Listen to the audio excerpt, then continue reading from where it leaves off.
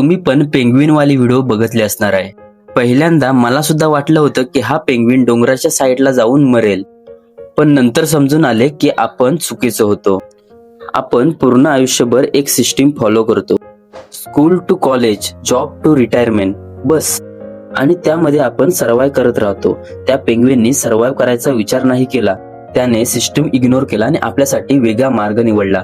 होऊ शकतं की त्याचा अंत चांगला होऊ शकत नाही. कमीत कमी त्याने तेच केले की त्याची इनर व्हॉइस त्याला बोलत होते.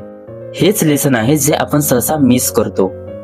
आपल्याला नेहमी मोड मध्ये फिट होण्याची गरज नसते. कधी कधी वेगळा रस्ता घेणे हेच रिअल मध्ये लिव्हिंग असतं. जेव्हा तुम्ही गर्दीपासून वेगळा चालतात तेव्हा लोक तुम्हाला पागल समजतात. कारण हिस्ट्री गर्दीला लक्षात ठेवत नाही, हिस्ट्री त्याला लक्षात ठेवते जो आपल्या रस्त्यावर वेगळा चाललाय. या पेंग्विनने शिकवलं, घाबरून सुद्धा वेगळं चालत राहणे ही सुद्धा हिंमत आहे. आपला आवाज ऐकणे ही सुद्धा ताकद आहे. मला सांगा, तो पेंग्विन त्याच्या मंजिलपर्यंत पोहोचेल की तो जो शोधत होता ते त्याला मिळेल की नाही? ते कमेंट सेक्शन मध्ये सांगा.